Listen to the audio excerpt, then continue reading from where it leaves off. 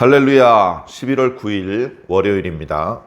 오늘은 데살로니가 전서 맨 마지막 부분입니다. 5장 19절부터 28절까지 말씀을 함께 읽겠습니다. 성령을 소멸하지 말며 예언을 멸시하지 말고 범사에 헤아려 좋은 것을 취하고 악은 어떤 모양이라도 버리라. 평강의 하나님이 친히 너희를 온전히 거룩하게 하시고 또 너희의 온 영과 혼과 몸이 우리 주 예수 그리스도께서 강림하실 때에 흠 없게 보존되기를 원하노라. 너희를 부르시는 이는 미쁘시니 그가 또한 이루시리라. 형제들아, 우리를 위하여 기도하라. 거룩하게 입맞춤으로 모든 형제에게 문안하라. 내가 주를 힘입어 너희를 명하노니 모든 형제에게 이 편지를 읽어주라. 우리 주 예수 그리스도의 은혜가 너희에게 있을지어다. 아멘. 감사합니다. 19절과 20절에 성령을 소멸하지 말며 또 예언을 멸시하지 말고, 그 다음에 21절에 범사에 헤아려 좋은 것은 취하고, 이제 이렇게 표현되고 있잖아요. 그래서 이제 우리가 이 말씀을 읽을 때는 각각 따로따로 주신 권면이다. 아, 그래, 맞아. 성령을 소멸하면 안 되지. 아, 맞아. 예언을 멸시하면 안 되지. 이제 이렇게 분리해서 생각하기 쉬운데요. 사실은 이게 다 연결된, 어떻게 보면 한 덩어리의 말씀입니다. 그러니까 하나님의 말씀은 항상 그런 식인 것 같아요. 말씀의 핵심 줄기가 있어요. 그 말씀이 이어져 나가는 끈 같은 것이죠. 그 끈에 끈만 있는 게 아니라 그 끈에 매달려 있는 또 작은 말씀들이 또 있어요. 그래서 어떤 부분에는 끈을 주목해서 보아야 되고, 또 어떤 때에는 그 끈에 달려 있는 그런 말씀들을 또 주목해서 볼 필요가 있을 때도 있습니다. 어느 것 하나 버릴 게 없는 것이죠. 자, 그래서 오늘 말씀은 데살로니가 교회 성도들에게 편지를 쓴 그 편지의 맨 마지막 마무리 부분인데, 자, 성령을 소멸치 말라. 그러면 성령이 소멸되기도 하는 것인가? 성령은 성삼위 하나님의 한 위격이죠. 그래서 이제 소멸되고 뭐 그런 게 아닙니다. 우리 사람이 또는 우리가 살고 있는 모든 만물이 만들어지기 전부터도 계셨던 분입니다. 영원토록 계시는 분이고, 그분을 만들거나 사라지게 하거나 할 수 없는 분입니다. 그러면 왜 사도 바울은 소멸하지 말라라고 표현하셨느냐? 아, 그러면 성령을 우리가 받았다가 우리가 성령을 자꾸 근심스럽게 하면 성령이 떠나가시니까, 그러면 우리에게는 성령이 소멸된 거잖아. 그런 의미인가? 우리가 이제 번역된 개역 한글 성경만 읽어보면 이제 그런 생각을 해볼 수 있을 겁니다. 그런데 좀 더 말씀을 정확하게 그 어떤 의도를 살려서 이해하기 위해서는 역시 굳이 우리가 히브리어나 헬라어까지 공부하지 않는다 할지라도 뭐 영어 성경이나 우리나라 번역 성경 중에도 여러 종류가 있기 때문에 이렇게 비교해서 읽어보시면 많은 도움이 되실 거라고 생각을 합니다. 성령을 소멸치 말라라는 뜻은 성령과 다투지 말아라. 성령의 음성을 억누르지 말아라. 자, 성령께서 어떤 음성을 바라시죠? 예언이라는 음성을 바라십니다. 그래서 19절과 20절은 연결된 것이죠. 성령의 음성으로서의 예언을 멸시하거나 억누르지 말아라. 자, 예언은 뭡니까? 자, 예언이라는 단어 자체도 이제 한 두 가지 정도 의미가 있어요. 우리가 흔히 예언, 미리 말한다는 것이잖아요. 미리. 그 일이 이루어지기 전에 미리 말한다. 2년 후에는 지진이 있을 거야. 2년 후에 지진이 딱 진짜로 일어났어요. 그러면 2년 전에 했던 그 사람의 말은 예언이 되는 것이죠. 그렇게 예언을 하는 사람을 예언가라고 우리가 말을 하지 않습니까? 근데 이제 세상 사람들이 말하는 예언가 말고 우리가 성경 안에서 예언자를 그냥 단순히 미래에 벌어질 일을 무슨 점장이처럼 그렇게 말하는 사람인 것만은 아닌 것이죠. 말씀 중에는 물론 미래에 이런 일이 있을 것이다 라고 그야말로 예언하는, foretelling 하는 그런 부분도 있습니다. 그런데 더 많은 부분은 성경에서 말씀하시는 예언은 어떤 성격을 가지고 있느냐? 하나님과 하나님 백성 사이에 언약적인 관점에서 보는 현재와 미래, 하나님과 하나님 백성 사이의 그런 언약적 관계, 그 관점으로 현재와 미래를 풀어서 설명하는 것, 이게 이제 예언의 말씀입니다. 그래 실제로 선지자들이 예언을 이제 읽어보면 그 내용이 5년 후에는 무슨 일이 일어날 것이고 10년 후에는 어떤 사건이 나타날 것이며 이런 게 전혀 없습니다. 그런 게 아니고 철저히 율법 중심입니다. 율법은 하나님과 하나님 백성을 언약 관계로 묶어주는 언약서, 계약서잖아요. 그 계약서의 조항들을 거론하면서 너희들이 어찌하여 언약을 어기고 있느냐? 회개하라. 하나님께서 다시 돌아오라고 하시니 돌아와라. 만약에 돌아오지 않으면 하나님의 심판이 있을 것이다. 이런 말씀이죠. 언약을 근거로 언약을 지키지 못하는 당시 지도자들을 책망하고 하나님의 백성들에게 회개를 촉구하고 그리고 그렇게 회개하지 않았을 경우에 끝끝내 하나님의 심판이 임하게 될 것을 경고하는 말씀이죠. 바로 그게 예언입니다. 그럼 그런 예언을 구약 시대에만 있느냐? 신약 시대에도 있습니다. 신약 시대에도 철저하게 성령님의 감동하심을 따라서 성도들이 물론 주의 종이나 초대교회로 말하면 장로니들이 교회를 지도하며 다스리는 분들이 예언을 할 수도 있고 더러는 교회 공동체 일원 중에 기도하는 분, 때로는 어린 소자를 통해서도 하나님의 예언이 나타날 수 있습니다. 성령의 감동을 따라서 이미 주신 주님의 말씀을 근거로 교회 공동체를 향하여서 주의를 주고 그래서 어긋나지 않고 계속해서 덕을 세울 수 있도록 그렇게 권면하는 말씀이 신약교회에서도 계속해서 있습니다. 자, 그런데 사도 바울이 여러 지역을 다니면서 복음을 전도하고 그렇게 해서 주님을 영접한 사람들을 묶어서 또 말씀을 가르치고 그렇게 해서 영적으로 성장한 사람들을 지도자로 세워서 곳곳에 교회를 세우고 이런 그야말로 초대교회 시대에는 이런 예언의 활동이 상당히 생소한 것이었습니다.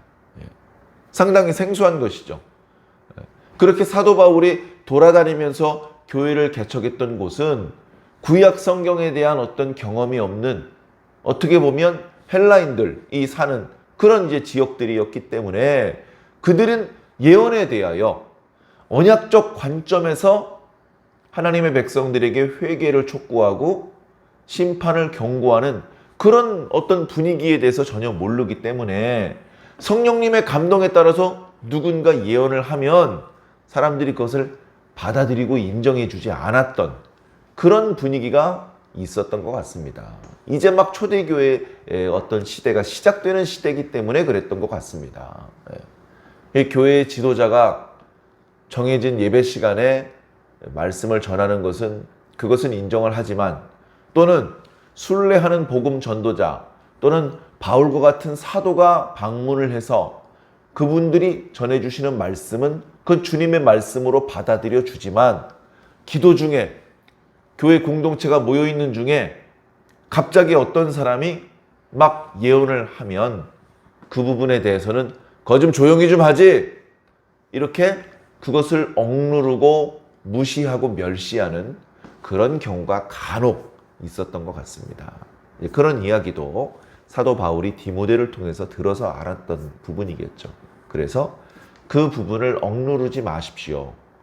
그 부분을 무시하지 마십시오라고 19절과 20절에 말씀하고 있습니다. 자, 그러나 19절과 20절의 말씀을 잘 따르기 위해서는 21절이 필요합니다. 21절에는 범사에 헤아려 라고 표현하고 있죠. 여기에 원래는 그러나라는 말이 하나 들어가야 됩니다. 헬라어 대라는 부정 관계 접속사가 번역이 안 되어 있어요. 그러나 성령을 억누르지 말고 예언을 무시하면 안 되지만, 그러나 그 성령의 음성이 그 사람을 통해서 지금 나타나고 있는 그 예언의 말씀이 그것이 하나님을 기쁘시게 하는 말씀인지 하나님으로부터 온 말씀인지 먼저 검증하십시오 라고 말합니다. 검증의 과정이 반드시 필요하다는 것이죠. 무조건 누가 예언을 한다 그러면 그의 예언을 무조건 들어주는 것이 아니고, 그 예언이 하나님의 뜻과 부합한 것인지 먼저 검증하는 과정이 필요하다는 겁니다. 그래 교회는 검증이라는 것이 필요해요. 검증. 그 말씀이 옳은지, 그 말씀이 성경 말씀, 그 말씀이 살아계신 하나님의 뜻과 일치하는지 따져보는 과정이 필요하다는 겁니다. 왜냐하면 항상 옳은 것만 취해야 되기 때문에 그렇습니다. 틀린 것도 막 받아들이고 그러면 안 되잖아요. 우리가 음식을 먹을 때도 상하지 않은 것, 곰팡이 피우지 않은 것, 타지 않은 것, 그런 신선한 것을 먹지 않습니까? 무시하고 막 먹으면요 반드시 탈이 납니다. 하나님의 말씀은 오죽하겠습니까? 조금이라도 오염된 것이 우리 속에 들어오면 안 되기 때문에 검증이 필요합니다. 그러면 어떤 것을 기준으로 검증해야 됩니까? 검증의 방법은 무엇입니까? 말씀이 안 나타나 있네? 어떻게 하면 좋지? 방법은 간단합니다. 사도 바울이 이미 데살로니가 전서 2장에 3, 4, 5절에 말씀해 주고 있어요. 내가 너희와 함께 있을 때 어떤 태도로, 어떤 마음가짐으로 사역을 했는지 말하는 모습을 통해서 이미 다 드러나고 있습니다. 간단합니다. 성령의 음성, 예언 중에서, 그 중에서 너희들이 절대 멸시하면 안 되는 내용은 뭐냐? 그 예언의 내용이 하나님을 기쁘시게 하는 것이라면 그건 절대로 멸시해서는 안 된다. 그건 하나님을 기쁘시게 하는 올바른 예언이기 때문에 그렇다. 그런데 예언의 내용을 쭉 들어보니까 하나님은 싫어하시겠고 사람이 기뻐하는 그런 예언입니다. 그건 잘못된 예언이야. 그 예언은 받아주면 안 돼. 그런 예언은 무시해야 돼. 그렇게 먼저 검증을 하라는 겁니다.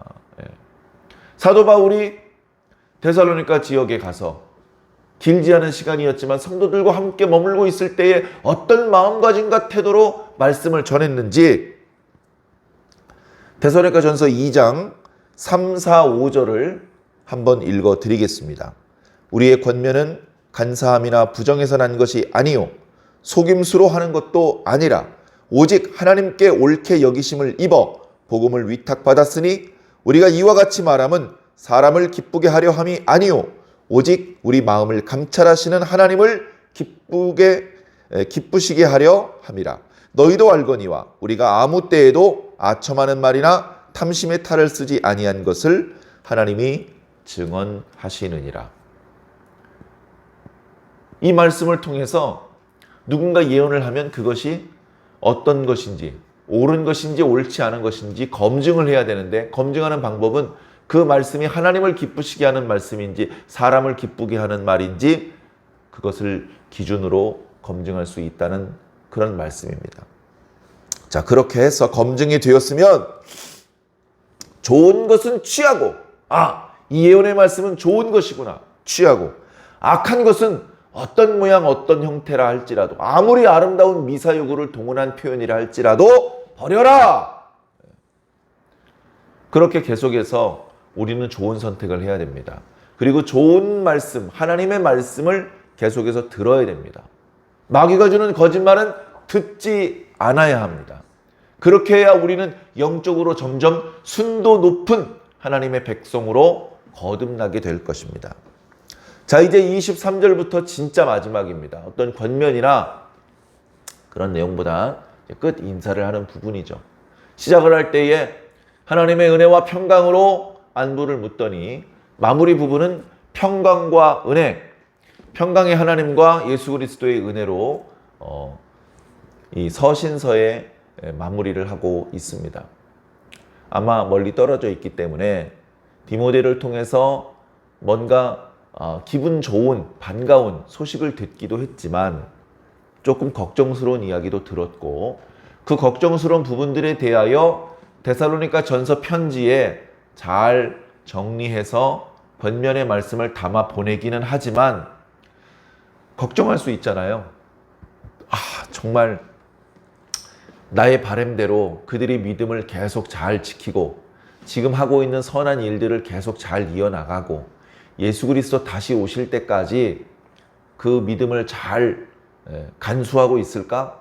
이런 것들이 걱정될 수 있는데 사도 바울의 글을 보면 그렇게 걱정하는 것으로 편지가 마무리되는 것이 아니라 든든히 편안한 마음, 좋은 마음으로 이 편지의 글이 마무리되는 것을 볼 수 있습니다. 무엇을 그 근거로 사도 바울은 이렇게 편안하게 생각을 했을까? 그것은 바로 하나님입니다. 23절에 평강의 하나님께서 너희를 거룩하게 해 주실 것이기 때문이다 라고 말하고 있습니다. 심지어 여기엔 이런 표현도 있습니다. 친히 평강의 하나님이 친히 누구를 통해서가 아니고 당신께서 직접 이렇게 너희를 거룩하게 하는 일을 하실 것이다. 영어 성경을 보니까요. himself, 제기대명사를 써서 헬라어 성경도 마찬가지입니다. 아우토스라는 그런 어떤 대명사가 다른 사람을 가르치지 않고 하나님 자신을 가르치게 그렇게 만들어서 하나님께서 반드시 이 일을 하실 것이라는 것을 강조하고 있죠. 하나님께서 반드시 친히 너희를 거룩하게 하실 것이다. 우리는 이미 4장 말씀에서 너희를 향한 하나님의 뜻은 이것이니 너희의 거룩함이라. 너희를 부르신 것은 부정하게 하려고 부르신 것이 아니고 거룩하게 하시려고 부르신 것이다. 평강의 하나님께서 친히 반드시 너희를 거룩하게 하실 것이다. 그렇기 때문에 사도 바울은 별로 걱정할 게 없죠. 하나님께서 너희들 속에 시작한 착한 일을 반드시 완성하실 것이다. 그렇게 말하고 있습니다. 또 너희의 온 영과 혼과 몸을 예수 그리스도께서 강림하실 때까지 흠 없도록 보존해 주실 것을 간구하노라.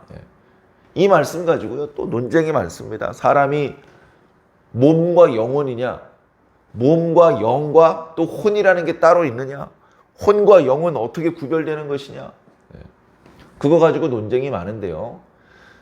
데살로니가 전서에서 핵심 포인트는 예수 그리스도의 재림이고 예수 그리스도께서 다시 오시는 날 우리가 그분을 어떻게 영접할 것이냐라는 것입니다. 그 관점에서 예수 그리스도께서 강림하실 때 어떤 일들이 있었는지도 표현해 주신 것이고 지금 이런 23절과 같은 말씀도 나타나고 있는 것이죠. 그때 우리가 몸과 영혼 두 개인지 몸과 영과 혼 세 개인지 그거 가지고 잘못 알고 있는 사람들은 예수님 영접 못하고 이런 문제가 아니고요. 우리의 전 인격을 말하는 것이죠. 우리의 전 인격이 그 어떤 부분도 흠이 없도록 보존되기를 원하노라. 흠이 없도록. 그것이 사도 바울의 간곡한 간구의 내용이었던 것입니다. 아마 똑같은 내용으로 사도 바울 자신과 여기저기 돌아다니면서 복음 전파 사역을 하고 있는 사도의 일행들을 향해서도 같은 제목으로 어쩌면 기도를 했을 것이며 그리고 데살로니가 교회 성도들에게 같은 제목으로 우리를 위해서도 기도해 달라고 부탁하고 있는 것입니다. 뭐라고요? 평강의 하나님이 친히 나와 우리 사도 일행들을 온전히 거룩하게 하시고 또 우리의 온 영과 혼과 몸이 우리 주 예수 그리스도께서 강림하실 때에 흠없게 보존되기를 기도해 주시오. 그렇게 부탁하는 것이죠. 너희를 부르시는 이는 미쁘시니 그가 또한 이루시리라. 반드시 너희를 거룩하게 해주실 것이다. 25절 우리를 위해서 같은 제목으로 기도해달라. 26절 너희가 서로 거룩함으로 입맞춤으로 모든 형제들을 문안하라.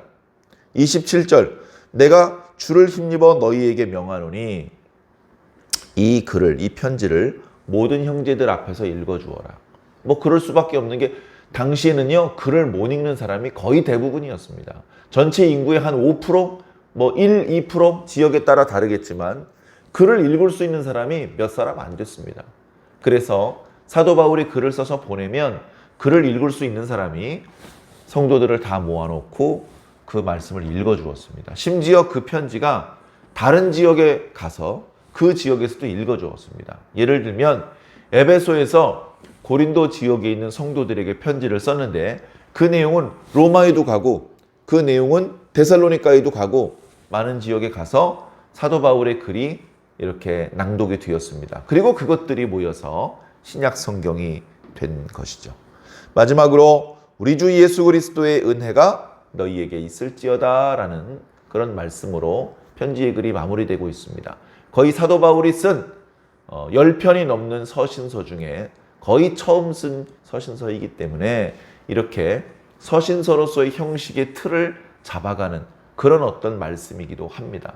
참 감사하게도 계속해서 사도 바울을 통해서 하나님께서 각 지역에 복음이 전파되게 하실 뿐 아니라 이렇게 편지의 형태로 주님의 말씀들이 전달이 되어서 오늘 우리들에게까지 감동과 은혜 또 교훈과 권면을 주고 계십니다.